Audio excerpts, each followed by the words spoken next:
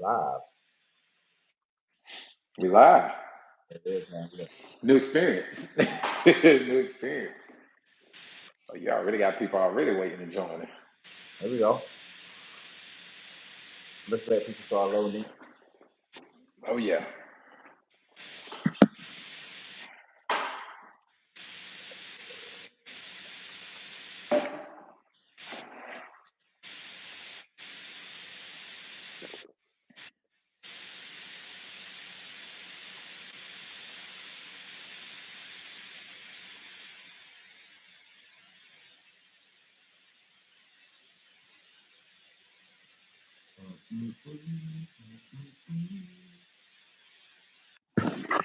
Yeah, it's gonna be fun.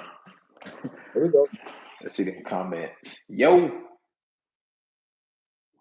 Ooh, I might say hi, cutie. They ain't talking about you.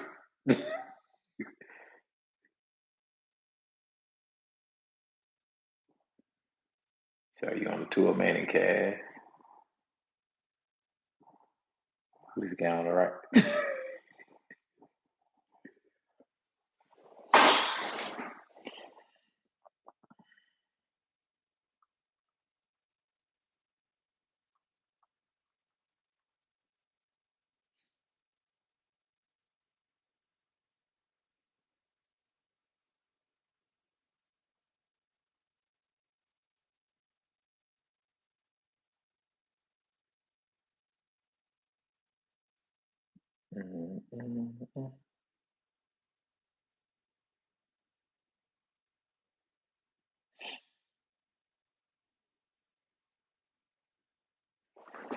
Chat, he'll be back on. He froze right now.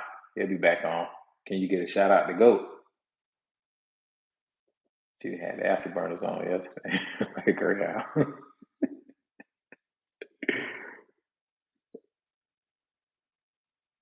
What's up, Brock?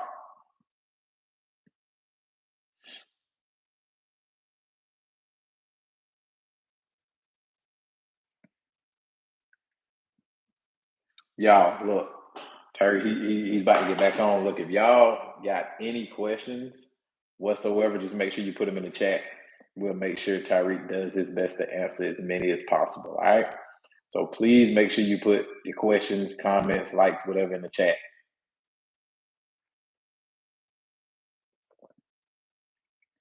Can you shout me out? Yo, you gotta go. He gonna once he get back on, make sure you put that back in the chat. Make sure you keep putting it so he can see it, so you can get that shout out, man. All right, come on, man. Now, come on with a nigga talking about I think you're dead. That's crazy. Yo, you good? I thought you was doing a mannequin challenge, bro. Oh, me? Yeah, you just froze like Nah, that. Put bro. the headphones on. Nah, bro. I was. I was, man. All right.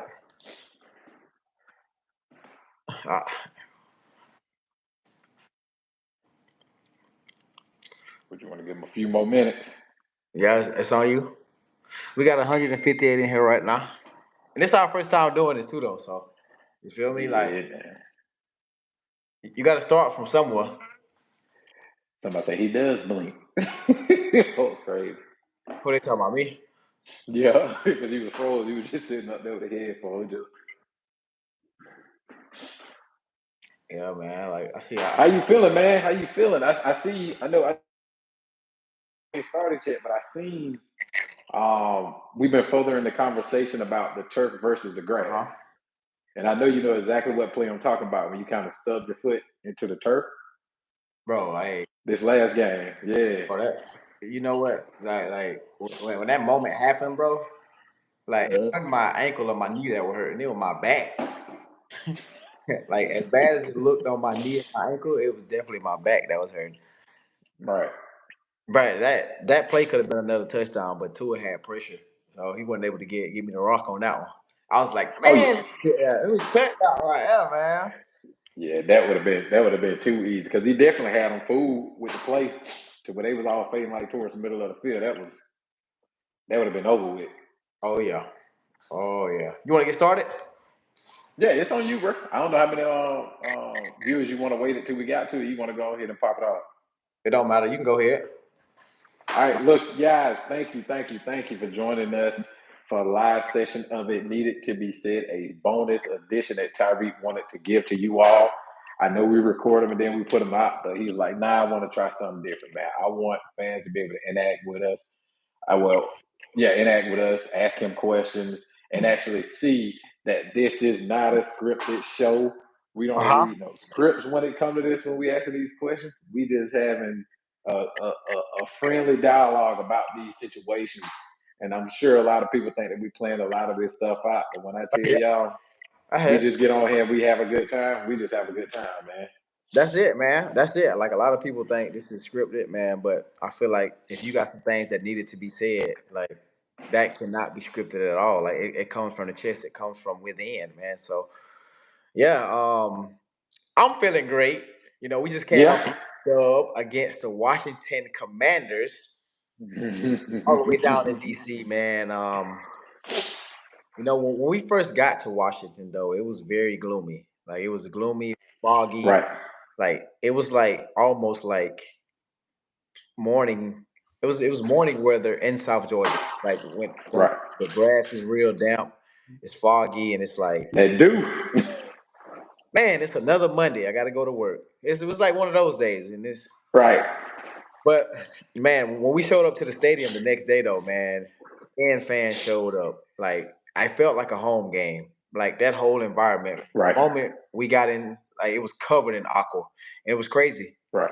Once the offense took the field, like it was loud. It was like, oh my gosh, like it's like a home game. Like it was so real to see, man. To see the amount of people that travel, you know, from wherever, you know what I'm saying, to this, to be a part of this cool experience.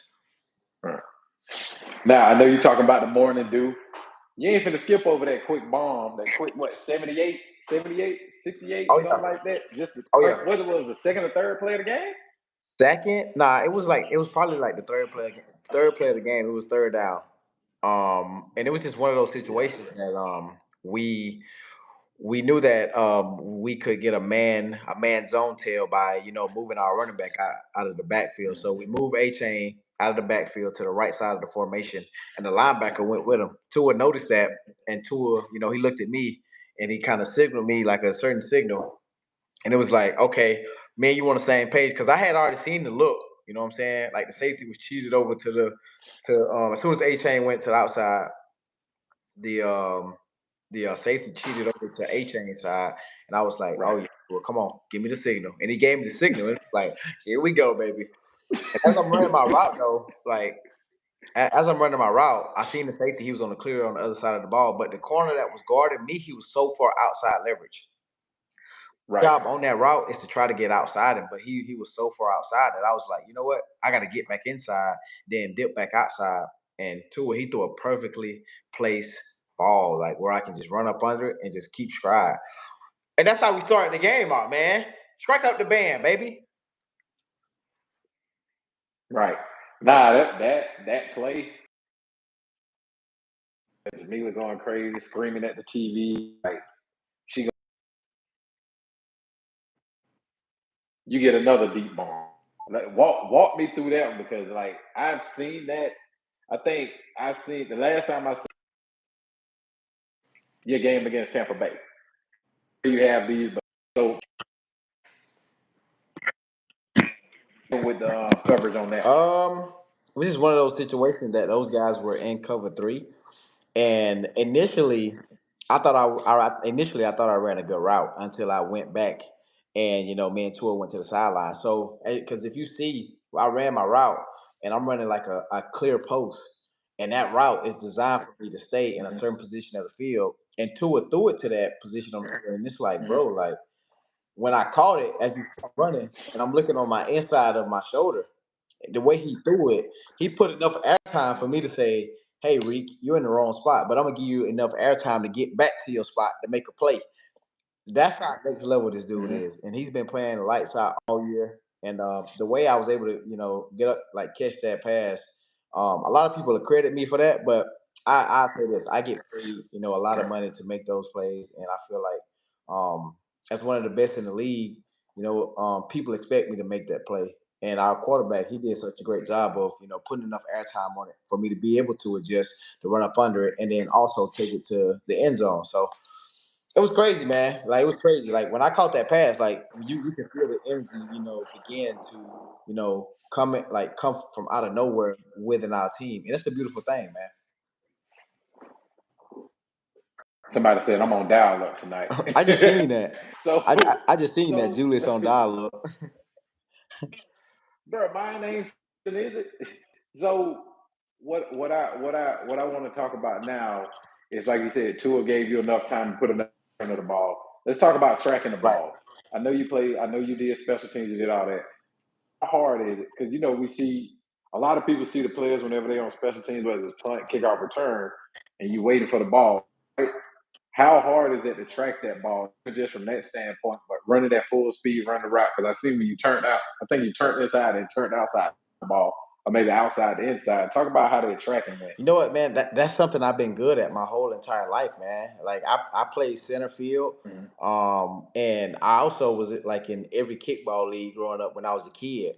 So me being able to track the ball, like, that just comes with with me just growing up, playing like different sports and being able to just to like different kind of angles and being able to move my body a certain type of way. Like, so that's why I'm able to do like all of these things, man. Like, people think this, like, all of this just happened now. Like, I've been doing this my whole entire life, being able to like Right. whether it's a football, whether it's a baseball, whether it's a kickball, or whether it's a tetherball. Like, I've been being able to, like, put myself in bad positions, but also make up for it. Obviously with my speed, but with my ball skills. So yeah. Right. Obviously, y'all already won a Super Bowl Oh celebration. yeah, for sure. I thought y'all was gonna do a bobsled. Ain't what was going on? Then I said the roller coaster. Walk me through that. Man, that was, you celebration. believe this or not, that was one of the ideas from like Rob Hunt, Jalen Waddle, River Craycraft, Raheem Mostert. Those guys, they did a great job of, coming up with that whole celebration idea. And I obviously added, the part with the seatbelt. I was like, hey, we're gonna raise our arm and pretend like our arm is a seatbelt. And to me, that was by far the best celebration of the year. And I've already said, if we don't win an ESPY for our celebrations, then the NFL is obviously, or the ESPYs is obviously scripted, because we as a team deserve an ESPY, man. You feel me? And in the script, you know that. And then they script. It Yeah, don't happen. for real. Let's talk about script. Hold on, Julie.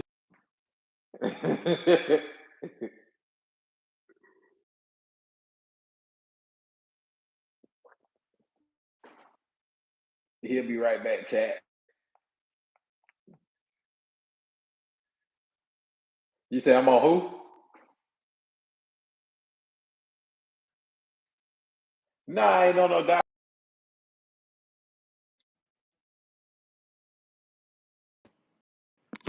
Mine went out. Yeah, nah, mine working. Mine looks perfect. Right, y'all. Okay. Somebody said y'all really lagging. Who's side lagging, chat? Who's side lagging? Is it mine? They say y'all boys. Man, I got some of the best Wi-Fi in the city in here.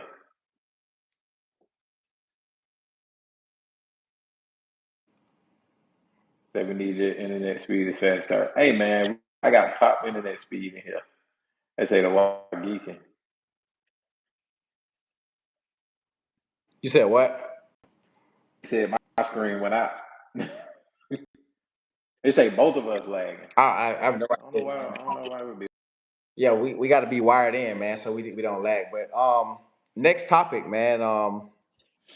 I was able, I was able to see So, some ex teammates. I was able to see my ex offensive coordinator, Eric Bieniemy, and I was also able to see Byron Pringle, Kansas State legend.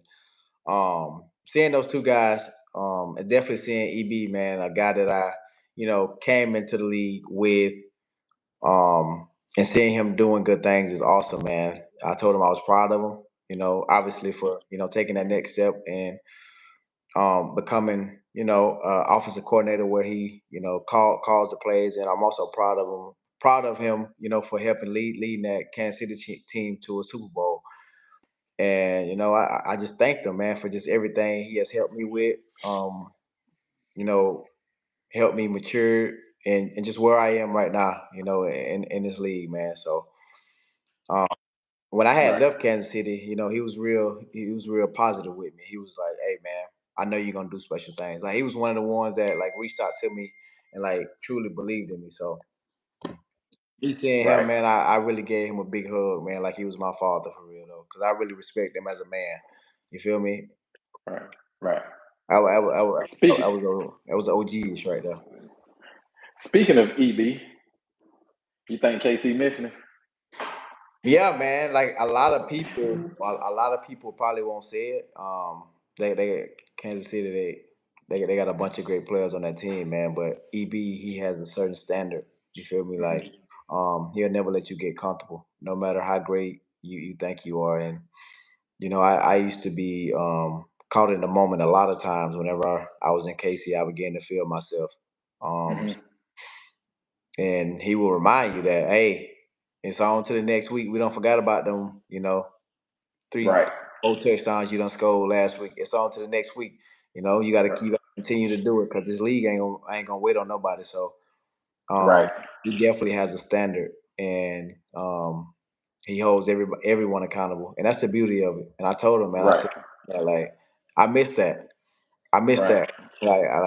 I miss the way like you used to push me because he used to push me like every day, like Reed, come on, like, and I love that. Like, not saying that I don't got it now, like, because I do got it Right. now. With Right. him, like it was like an OG uncle style. Like I can relate more. Right. So yeah, I know we saw some earlier reports where players are saying that EB his style is too. yeah. This is like early on in the Yeah, season. I seen. Players was allegedly complaining. I seen a bunch of players talking about that, man. But man, they gotta understand, like, if you got a guy that's coming from a team that has won 2 Super Bowls, then like Right. you should want to take that coaching in some kind of aspect. You Right. should, okay, at least the first 2 years, at least take it. You know what I'm saying? Like, see where you stand with it, and if it ain't working for you, or if it isn't working for the team, then obviously you can say something then. But Right. I just feel like, man, these young guys these days are different. They're built different, and that's in my opinion. And that's just not there. It's all over the league, man. It's all over the league. Young guys come in different, man. Like every generation is changing. 'Cause when I came in, like our coach used to be on our ass just because we missed days for not bringing Right. him guys. You feel me? Now it's like Right. I don't know. It's next level now, man. These dudes do it whatever they want to now. So I'm gonna have a Drewski moment. What do you mean by what do you that? mean? when you say, what do you Hey, mean by that? When you say they built different, I don't even think it's just the NFL. I think it's just a caliber. I think social media has made people soft. I think it's it's made a safe space for people to air out their grievances on a public platform as opposed to just taking it to the chin and taking his style of coach, even sometimes style of parenting. You have a soft parent, you have a disciplinary, right? right. And people take the new soft. I think it's a soft parenting. You got kids, I got kids. They want that soft parenting approach. But if you say, hey, don't touch that, it's like you can't do that because it's soft parenting. I think that social media and just the climate that we live in has made individuals soft. I'm just gonna say it. It's made them soft. And I think that's just like I don't even think that's the NFL. I think that's any sports. I just think that life that some people just got to toughen up, man. Yeah, seriously, man. I really truly believe that. Maybe Tom Brady was right. Look, I was second guessing it. I was like, damn, maybe Tom has something. I don't even think it's the talent level. It's just like you said, the caliber of person to where the rules have changed, the style of coaching. Sometimes you have the player who doesn't like the aggressive coach, Uh huh.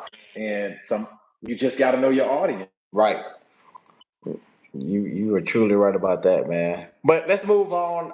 We're gonna move on to these college football playoffs, man. This is something that I'm really eager to talk about because because when The because when the top four released, I wasn't too happy, bro. That's just me. I wasn't too happy, and I was in the locker room letting Tua hear about it, letting Jalen Waddle hear about it, letting Raekwon Davis hear about it. I was letting all those Bama guys on our team hear about this, cause it's like, bro, like, how do y'all make the top four and you got an undefeated FSU team? How, Sway? How? The college football committee are simply taking away these college athletes' dreams. Like, you know how hard you work in the offseason for a moment like this, bro? And the committee just, yo, y'all ain't going just because y'all got y'all court. I don't get it, bro. Help I me get it. understand that. I get it. They are tired of Georgia winning. You can't let them go for a three-peat. That's first and foremost, right? Right, You right, can't let it. The tides are turning. They want to turn back the roll tide. That's just what it is. You know, in the South, the area that we're raised in, a majority of us are raised on Florida State football. That's just the truth. right. We're raised on Florida State football. I'm a Noles fan. I know you took a visit there at some point. So for me to see that, bro, and then I listened to, I guess that he's the CEO of the commission of that board or whatnot. His explanation, in my opinion, from what I saw, was outside the guidelines of what they're supposed to be looking at, right? Right. So when you look at it, this whole player coaching availability, what the hell does it matter if a coach is ability? You mean to tell me if Harbaugh didn't get to come back and he got suspended for the rest of the season and Michigan still went undefeated, y'all want to let him in? Right. Y'all want to let Michigan in because of coaching availability? They ain't got a damn thing to do with what's going on the field. He got assistant coaches in place and they continue to win whenever he was suspended. I think he set out 6 games this year? Yep. Something like that. Yep. They still found a way to win. And I think that's why Florida State deserved to be in there. When our starting quarterback got hurt, we found a way to win. You can't mess with our defense. Let's keep it a beam. But I think they don't want a low scoring game because they're looking at the quarterback. Oh, he's redshirt freshman. I think he had like 55 passing yards or something like that. They want a high scoring game, and they want to look at which fan base, in my opinion, is going to spend the most money to get the hell out here and watch this game. Oh yeah, you got to think about it. Texas and Alabama, those are the places with like crazy alumni money, even like donor money too, though. But man, I was, like I said, I was in the locker room like letting those guys hear it. Like, bro, Alabama shouldn't have made it. Even though they did beat Georgia, they shouldn't have made that. Because they wouldn't, like, they jumped from number 8 though into the college football playoffs though. Like, who are the people deciding all of this though? Like, They all went to Alabama. I can see like Nick Saban, like he truly knows somebody at that table. I can see that now. Hey, he hit him up quick as soon as the game was over. He should have Go ahead and shot do the your stove. thing. Hey, what you doing, big head? Don't Yeah, forget. hey, big head. Don't forget about me. That's exactly what he said. Exactly what he said. I think you're right, though, bro. I think it sends the wrong message. I've seen so many commentators and analysts talk about it. It sends the wrong message to college football players that no matter how hard you work, we can still screw you over. Oh yeah, for sure. They already went through, college football players already went through hell to get paid for their play. You know what I mean? Ultimately, right? With Yeah. the NIL. Now you're telling them, yeah, you can go undefeated and do what you're supposed to do. You can win the ACC championship. You can do all that, but we don't give a dang because we can still screw you over. We can still decide who's going to be in this top 4. So now I thought I read something. They talking about extending the playoffs and add more. Don't start all that BS because now you're getting called out. Yeah, Remember they had the BCS controversy. Yeah, I really wouldn't agree with them adding more games to those, college athletes, unless they take away a game. Like it wouldn't make no sense, bro. Like it just wouldn't make no sense. And obviously everything is about money, so not my call. Not my call. Feel me? I'm just upset about Bama getting in. Man, is Bama should not be in there. I think if you got all these undefeated teams, they got to be in there. I'm okay with Georgia not being in there. I don't have no problem with that. But Bama should not be in there at all. I don't give a damn if they beat Georgia. So what? It's an undefeated team over here. Mm-hmm. Let all of us play. Let us play. Let us play. That's all I gotta say. But speaking of playing, we're gonna move on to LeBron and the head coach of the Houston Rockets, man. Like, what about that situation, bro? Like, hey, that coach is really ready to whoop LeBron ass, though. Like, No, he LeBron, wasn't. who? Ah, you a LeBron fan? I forgot. Look, LeBron, hey, It ain't even about that. Bro fumbled me alone. and that's the I'm problem. not scared of no man who fumbled me alone. And that's the problem. He ain't got nothing to lose. Like, he go, hey, he gonna take somebody I ain't got on LeBron ass. Yo, Hey, the crazy part though, hey, where we grew up at, he would have got slapped. you talking about the head coach? Yeah, Oh yeah, yeah. he was talking crazy to LeBron, called him a B word and everything, disrespectful. Like I think he said, "Quit whining, y'all." What he acting like? Did like, bro? And LeBron like, "Are you using that thing too loosely?" Hey, I Like, seen. I hats off to LeBron. You're a better man than me because how we say you in the South, you see a B, you hit a B. Hey, crazy part about it is LeBron is the face of the league, though. So Yeah, we got to understand that. So him putting hands on that coach wouldn't have proved anything. Actually would prove anything. It would actually prove something. Don't a call me lot, no. a lot in that situation. But what do you do though? You know what I Yeah, mean? Like that. That's not a player. That's not a player. This is a head coach that's supposed to be the leader of this franchise and of these players on the sideline. And he's out there saying, "Y'all whining and stop acting like these, this, and the third." And then he challenging LeBron talks. He walking over there like he's gonna do something. LeBron, hey, you're a better man than me. hey, but check this out though. I think I see what coach. I think I see the message what that coach was trying to deliver though. Mm-hmm. I don't care how What? many NBA All Pros you got or NBA All NBAs you got. All I don't care how many All Stars you got. I don't care how many championships you got. I'm not afraid of you, bro. Like, Man, and please. think about it. Think about it now. And the Rockets got a very young team. They got a young team, man. And him sending that message to LeBron, one of the greatest to do it of all time, and he's the leader of these young men. They're gonna look Mm-hmm. at the coach like, Coach, bro, we got your back, bro. Like that's how he's thinking. Like, you feel me? You see I what I'm get, saying? I get, I get, I get the logic behind it, but ain't no way he knew. Braun would have hit that man. Braun would have had a lawsuit on his desk this morning. But he would have hit that man. He would have, hey, bro, hey, He would have bro. had a stroke. He would have had a stroke laid out, rolled all around the court. Bro, you did the right thing, but I ain't got that bread. He would have pulled that bread. Ain't no way in South Georgia, Tyreek. There's no way he could have stood in a high school basketball game, in a middle school basketball game, at Roundtree, at Eastside, wherever we played ball at, and Uh-huh. said, "You playing like a B." They would have told him, "Hey, bro, watch your mouth. Ain't gonna be too many more of those." And Oh when yeah, he would have repeated it, we already know. But he did it because you're in that atmosphere, right? And the power of celebrity and social media. The question is will you say that to that man behind closed doors? no, no. You don't think he will? And they probably walked to the locker room, dapped up, and was like, "Hey, coach, man, it's all respect. Hey, yeah, bro, I respect you, bro. You a legend. You feel me? That's how I'm telling you. I'm telling you that that's typically how it goes, bro. If you disrespect me publicly, you're gonna apologize publicly. That's how I feel too. So like think about that. Like you on the field, I know players go back and forth in the NFL. Y'all go back and forth, this and the third. But at the end of the day, like what do you do in that situation? Let's take it over to football. Like, what do you do in that situation? You know what you know what I ain't gonna Cap, cap. right?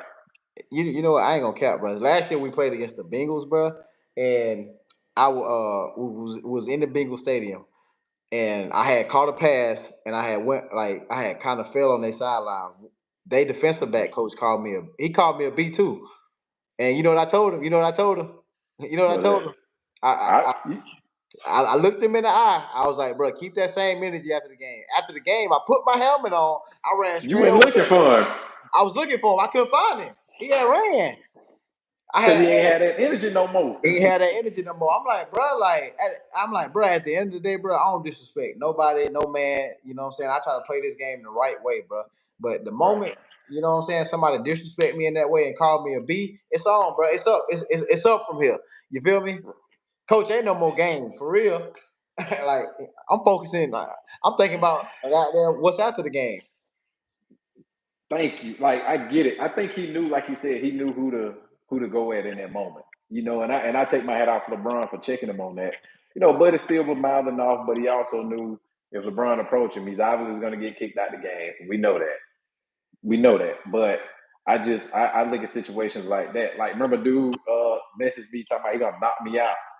It was after a game y'all lost. Like, bro, I wish you might try that. Good luck, bro. Don't let this fool you.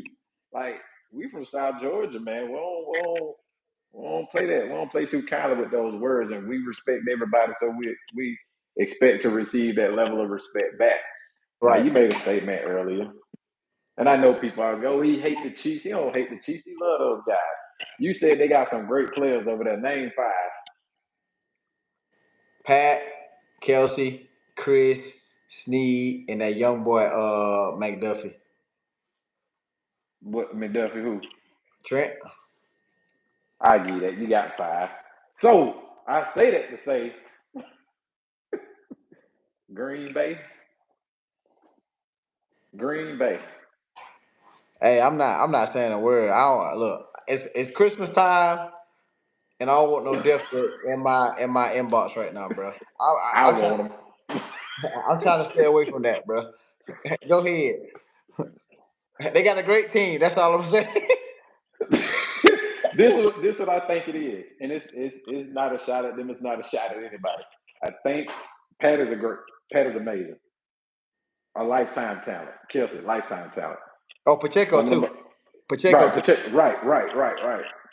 But Lil Pistachio was tripping when he know they was in the clutch and got that penalty. That was some idiot stuff, but whatever.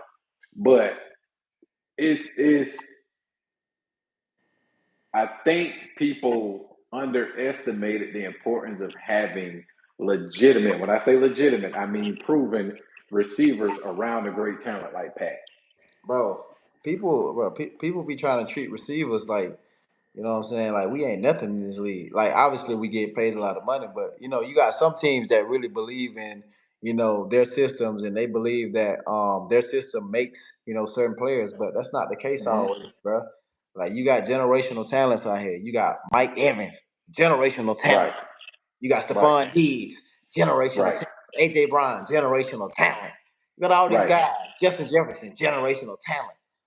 Like you feel me? Like you need a receiver, bro. You need a good tight end too, but you need you really need a great wide receiver, man, to be able to, you know, succeed. I feel like in this league, like just having that off field connection, it's like it's like huge. And I seen, you know, for men tools improvement from this year to last year. Well, from last year to this year, our field, you know, friendship was, you know, nothing compared to this year. Like this year is like out of this roof.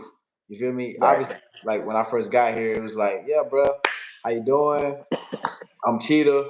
I'm fast. Like just throw the ball up. This year it's like me and him are like actually brothers. It's like when I see his parents, it's like I hug him. I gotta hug him every time. I gotta hug his dad. You feel me? Because like we on that wavelength now. So, but back to the receiver quote with the Chiefs.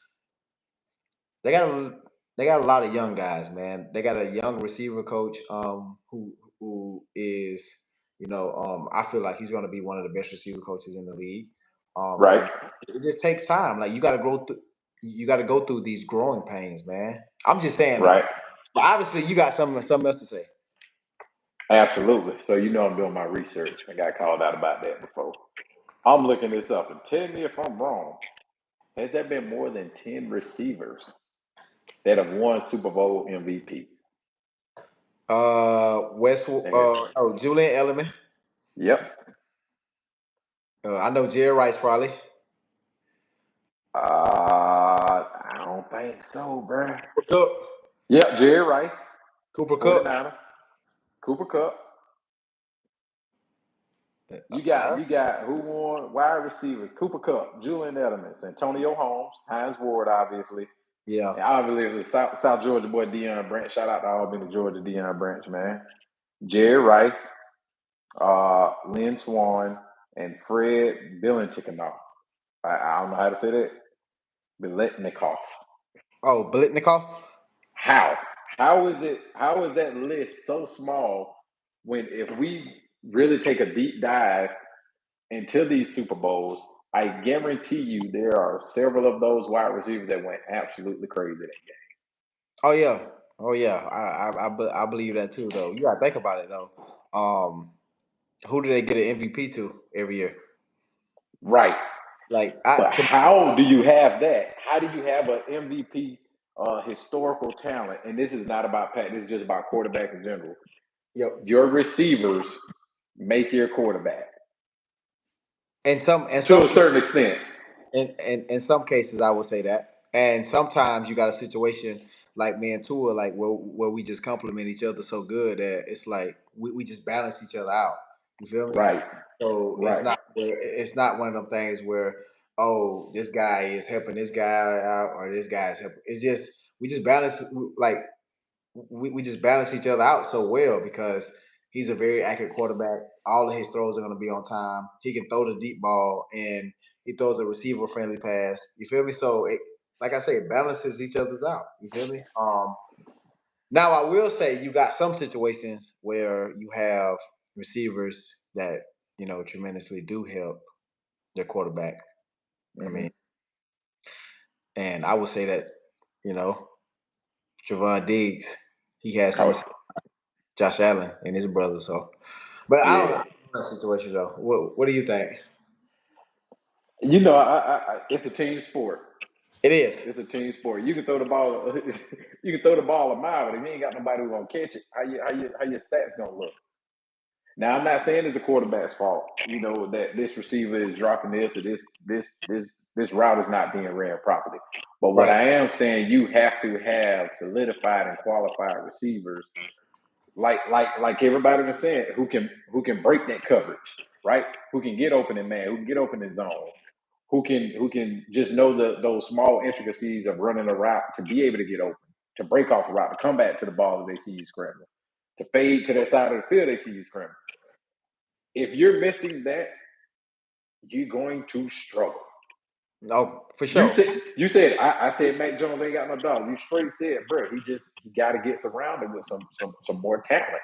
You got to get the right pieces. You got to, bro. Like, this game is about speed, bro. Like, everybody's trying to, find some type of receiver with some kind of speed so they can try to replicate the Miami Dolphins offense. I'm seeing a lot of people use our motions that we use so much in the league now. We all know that it's a copycat league, and like you just said, the Patriots, they need to just draft somebody for my guy, man. Like Mac Jones, he's a real special talent. He's not very talkative, but I feel like if they added some more speed, he'll be all right, man. Like add him a few veteran guys, who truly understand the game. You feel me? We all know that you just can't draft some fast guy because not all fast guys are the same. We may be the same height, but our playing styles are different. Like everybody has a different, crafting table. I would like to call it. My crafting table is different from Jalen Waddle's. Jalen Waddle's crafting table is different from mine, or different from T.Y. Hilton, or different from Antonio Brown. Everybody's crafting table is different. Like, we all have different playing styles. So You know who I want to see on the field more and see his playing style, and I just want to see him elevate. Tutu Atwell. Oh yeah, I want to see. He nice. He just and I would say he in a good situation, but Tutu's so nice, man. I believe he needs to be in another situation though. Perfect. That's exactly what I was going to say, because he's speedy, he's shifty, and to see him not be utilized how they could potentially utilize him. And again, it's all about scheming. I ain't trying to tell them how to coach, but you might want to catch it with what everybody else in the league doing. They don't want that. Nothing against DK, the 6'5", whatever, easy to hit target no more. They want those guys who can break coverage. And not saying DK can't, but he's just the largest motherfucker in the league right now at receiver, in my opinion. They're too big. But yeah. But you need those crafty guys who are slippery. Yeah. So I would like to see them utilize Tutu more, man.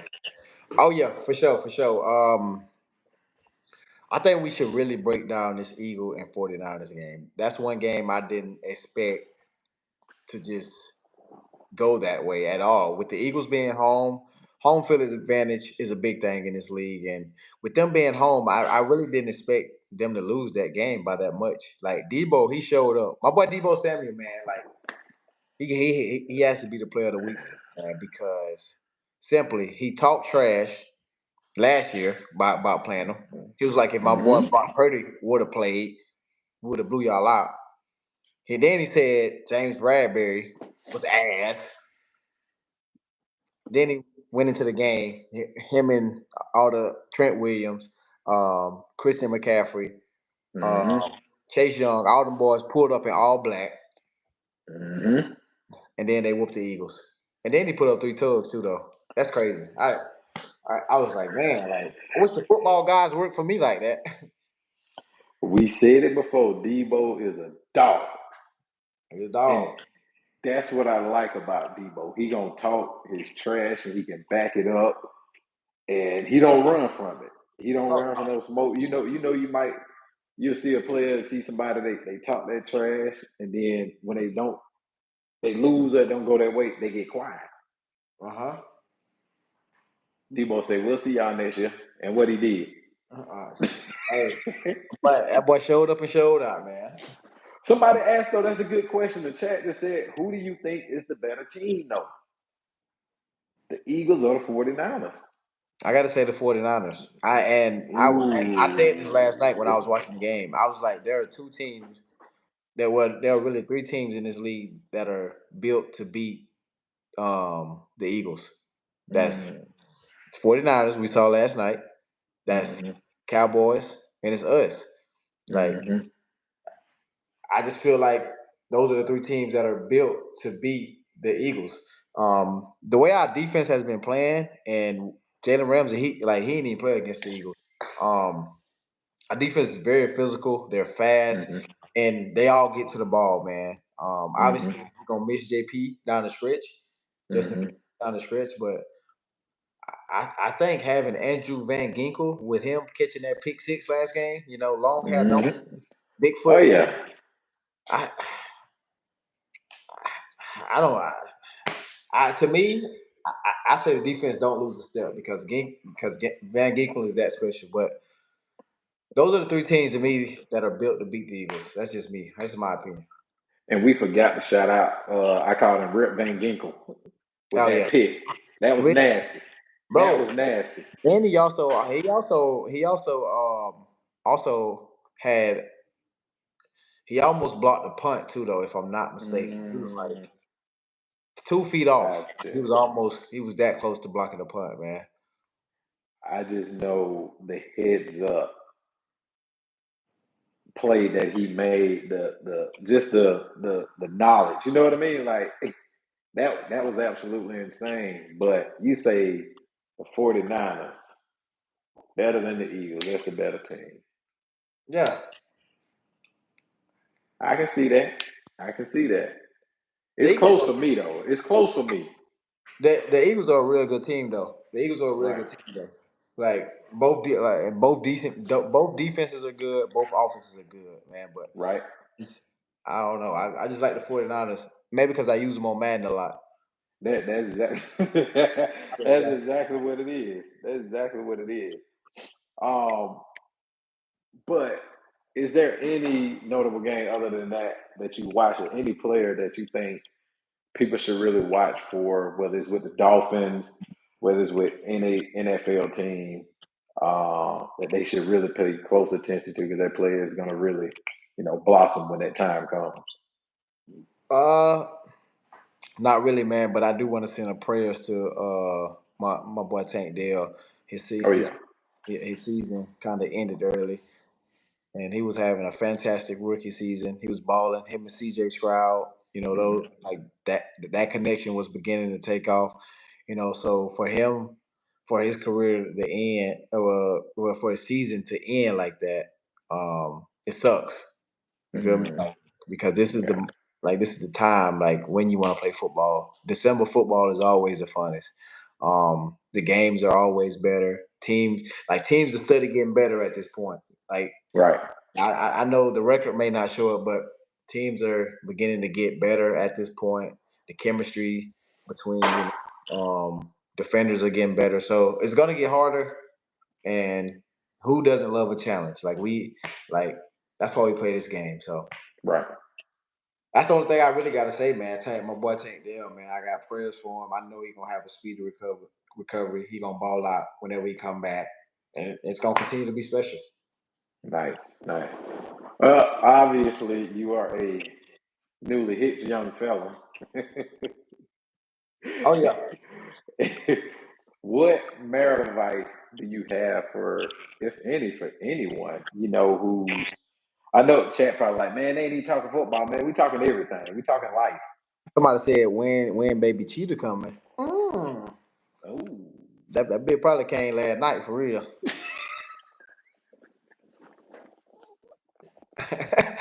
Let me chill. Let me chill. Dang. Very crazy. So what marital advice would you give an NFL player or an athlete, young athletes, whether it's high school, college, NFL, whatever, anything, because you guys' schedule is so crazy, right? Especially during the season. Then I know your off season is crazy too, but what would you give a young player who's seeking to move that relationship to the next step? Man, so the biggest thing, and this took me a while to understand, man, about Keita. The biggest thing is just making sure you make time, for them. And when you come home, it's not all about football. Like you have to be understanding, Right. guy. Like it can't be me all the time. It has to be like when you come home, you got to be real supportive and Right. girlfriend, your wife, whoever, like your significant other. And that's one thing I had to learn. Whenever I was a younger player, and me and EB had the same conversation. I was like, man, I wish I would have got married whenever I was an earlier player in the league. Simply because is a less distraction, and I feel like if I'm living right, God will bless me with many more things. You feel me? So, and as you see, I'm having a great season. But back to the marriage advice, man. When you're at work, you're obviously wearing your football hat, like it's all football.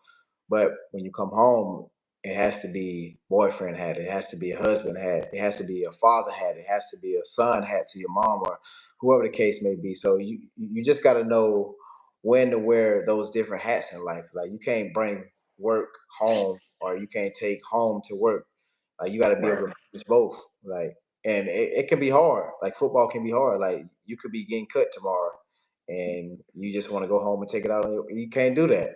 You can't do Right. that. You got to be able to, be vulnerable in that moment with your partner. And that's one thing I had to, realize. Like whenever I had a bad game in KC, and I would just not come home or not even want to talk to my partner or talk to Keita, and it would be like, damn, like I really got to understand that I really got somebody in my corner that really supports me, no matter what people say about me on Twitter or just anything. So that's just something. Some things I wish I would have understood, earlier in my career. But now I have the great balance, you know, and it's going good. So far so good. And the big thing my grandparents always told me, and one thing that me and Keita told each other is that we would never try to control each other. You feel me? Like, Mm-hmm. um, and yeah, that's it. But you just went deep then, but you just got all sentimental, bro. You know what I I had to, gang. you know what I tell people though, man? Even once you married, whether it's husband or wife or husband, always keep, and I tell you, always keep Keita as your girlfriend, right? Always date her. And I even hear it with your mom, and like she say her boyfriend, and this is who I got it from. I say, why you always calling that? She say, because we still dating. She's like, I don't ever want to look at him and say my husband, because a lot of people may get complacent with that, right? She said, I still want that first time when we started dating, he was courting me, we was flirting. You know what I'm saying? We was touching, we was doing that. So Right. I took that and I just look at it like, man, as long as you always choose to date that person, because you're still trying to impress her. You see what I'm saying? You still want her to laugh at your jokes. You still want to, get her to like you. So she's like, your mom told me, she said she wants him, and they always court each other. They'll always be boyfriend and girlfriend, and that'll never change. So that alone right there is just like, damn, you know what I mean? And always laugh, man. Ain't nothing that serious. Life too short to walk around pouting and carrying on. Laugh, man. We laugh at some of the craziest stuff. People look at us like, something wrong with y'all, man. Yeah, exactly, man. Ain't nothing wrong with laughing, man. So, but that was great coming married to counselor Cheetah, man. There you go, man. Them 2 months came early. Them 2 months. Too much. You want to take some questions from your chat, man? Yeah, let's take a few questions from the chat before we get out of here, man. You want to pick them? Man, there's so many. All right, y'all, send us some questions. He said, I'm baby Gronk, I'll boss you. What's the question? Okay. Let's see. What we got here? Will you be there for your alma mater for coffee versus Creekside for the state championship game? Yeah, really hoping to go to the game. You coming in 13th? You coming in? It's at Mercedes Benz. Yeah, I'm gonna try to come in that night. Yeah, I'll definitely be there. We going at bells and whistles. Oh, Cheetah, what's the one place in the world you would love to visit? Australia. That man want to get in that kangaroo pouch.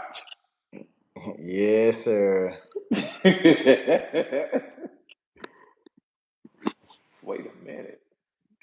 Hold on. It's so many questions, man. Hey, they asking them now. Oh, this kid, Braden the GOAT. He says, yo, Tyreek, I'm in 8th grade. I run a 4.41 40-yard dash, but my footwork isn't very good. So do you have any advice? My advice is to keep training, man. Things don't happen overnight, and obviously, if you keep, training and continue to build that consistency and get that muscle memory with your arm movement and your feet movement, you'll get better at it. There you go. Tyreek, are you excited about playing the Cowboys? Yes, I am very excited about playing the Cowgirls.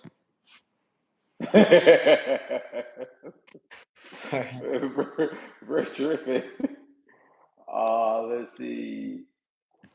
Tyreek, when somebody said, how you going to let DK outrun you? They saying that he had the fastest time on the field. How you going to let him outrun you? I thought football was about scoring touchdowns, not about being the fastest. That's what I thought it was.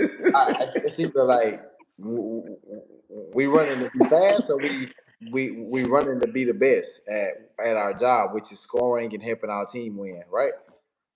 Right. That was light gaming. That comment came from light gaming. Let me say this: light gaming. Tyreek, how many times have you messaged DK trying to race him?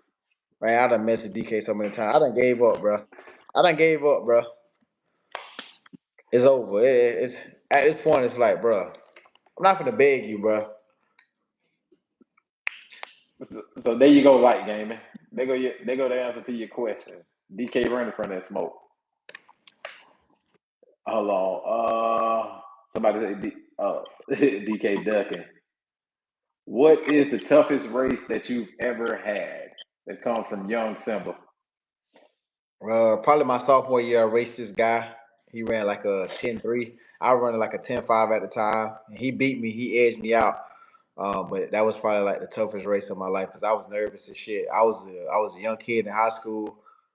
First time on like a big stage like that, and I was nervous. Like I feel like I was fast. I was definitely faster than him, but I was so nervous that I allowed his time to get in my head. Road Travel got a good question. I know we talk about company, man. Tyreek, who are your best friends in the league? Could be from KC, Miami, college, whatever. Best friend in the league, probably Garrett Dieter. He was an ex receiver for the Chiefs. That's my buddy right there. And DeMarcus Robinson, because I came in with D-Rob. Ooh. OG Dog trying to start some shit. Tyreek, who is your favorite co-receiver, Hardman or Waddle? I gotta go with my boy Meek, man. That's my boy Meek, man. That's my boy Meek, man. Ain't nobody been fucking. Hey, I'm my out, boy bro. Meek Cole, man. I'm out, bro. So on the field, I guess that's a loaded question. Oh, if you talking about on the field, then I can't answer. But I feel like me and my boy Miko were way closer though. Cause me and Miko like that's like my little brother. I mean, Waddle like my little brother too though. But You protected Hardman? That's what you're trying to say? that's my boy. You trying to protect me? Now I'm trying to get Miko to Miami so we can have a three-headed monster. Oh, in the off season. Oh, that'll be crazy. He come hang out down there and work out with you for the off Three-headed season. monster. All right, let's about one or two more.